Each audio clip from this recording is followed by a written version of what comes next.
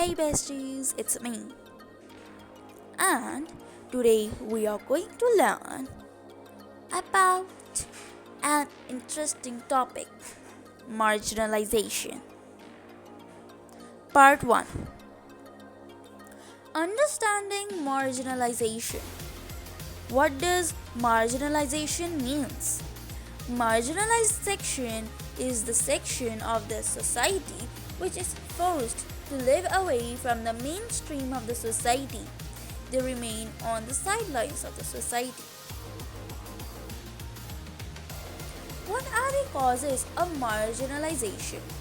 First, marginalization may occur because people speak a different language or belong to a religious group which is not a majority, or the feeling of the exclusion may also arise in people because of their low social or financial status. Hence, we can see that economic, social, cultural, and political factors work together to compel certain groups of the society to feel marginalized.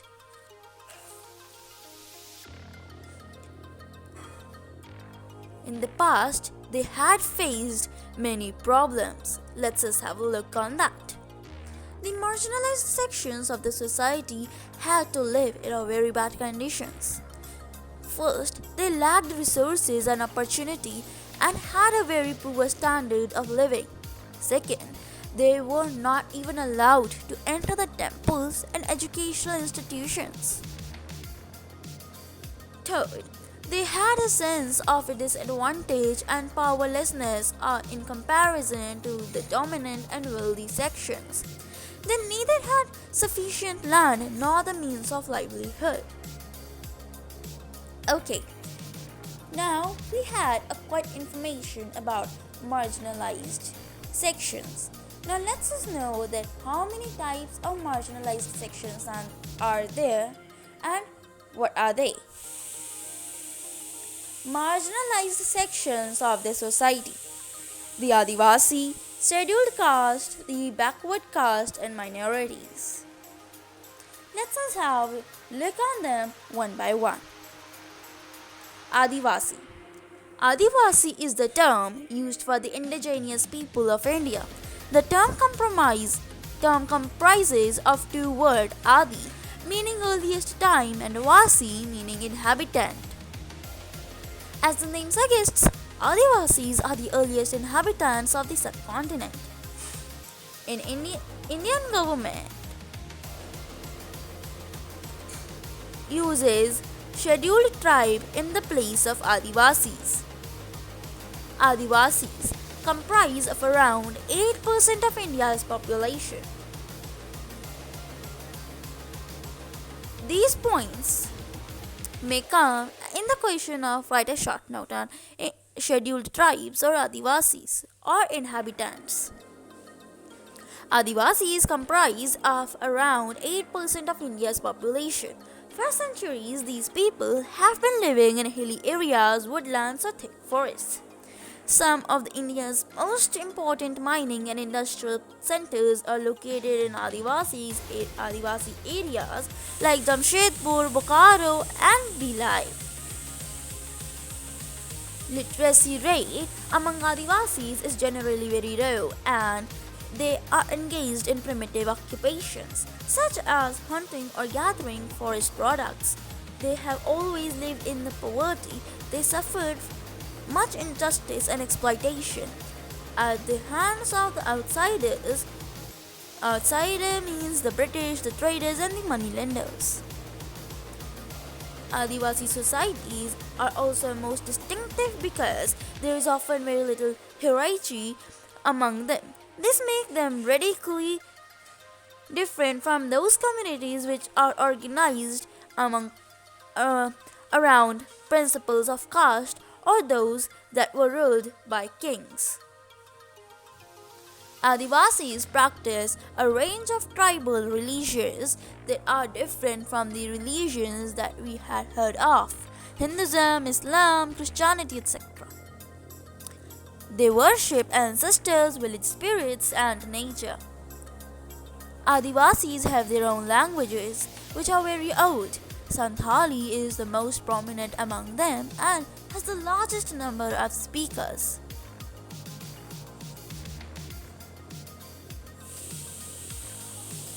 Stereotyping of Adivasis. Yes, Adivasis are getting stereotyped. Adivasis are mostly depicted in a typical manner. Quite often, they are shown dancing in groups, wearing colorful costumes, and a noticeable headgear. Adivasis are often blamed for their lack of advancement as they resist change or new ideas. This often creates a misconception among people that the Adivasis are primitive and backward. Let's have a look at what are the causes for the displacement of Adivasis. There has always been abundance of metal ores, timbers, and other resources in the forest or the regions inhabited by the tribals. Therefore, these Adivasis have been displaced from their land by means of forest policies, expansion of industries, and the force applied by powerful lobbies. They learn with taken over the government for the purpose of mining and establishment of large industrial projects. There must be the effects of displacement on the Adivasis. Let's just have a small look on that too. Adivasis lost the access of their traditional homelands. They were forced to take up substandard jobs as they also suffered from malnutrition and other related diseases. They also lost their source of income and their traditions and customs. Now let's just have a look on the second marginalized section, which is scheduled caste. The scheduled caste are the people placed at the very bottom of the Indian caste system. They were also referred to as Dalits or untouchables. Untouchability meant that the higher caste people will not touch or speak or interact with them. Hence, they were kept at a distance. This resulted in the inclusion from societal life. Therefore, the people of this community are socially, religiously, economically, politically, and educationally neglected. Now let's just have a look on the third marginalized section, other backward classes. The other backward classes constitutionally 52% of the population of India. Their economic and social condition was the result of centuries of misrule. These classes are also socially and educationally backward. Now let's see the last marginalized section, minorities. The term minority is most commonly used to refer the communities that are numerically small in relation to the rest of the population. Nationally, the communities which have been notified are minorities are the Muslims, the Christians, the Sikhs, the Buddhists, and the Parsis. As per 2011 census, these communities constitute nearly 19.3% of country's population. Among the minorities, Muslims comprise of 40.2%, Christians 2.3%, Sikhs 1.7%, Buddhists 0.7%, Jains 0.4%, and Parsis 0.006% of India's population, and are considered as marginalized community. It is because in comparison to other communities, they have over the years been deprived of the benefits of social economic development. Various surveys will testify the fact that they lack social amenities, literacy, and public employment. as the social marginalization problem is the highest in case of Muslims. In some instances, their marginalization has led to their migration from places where they had lived.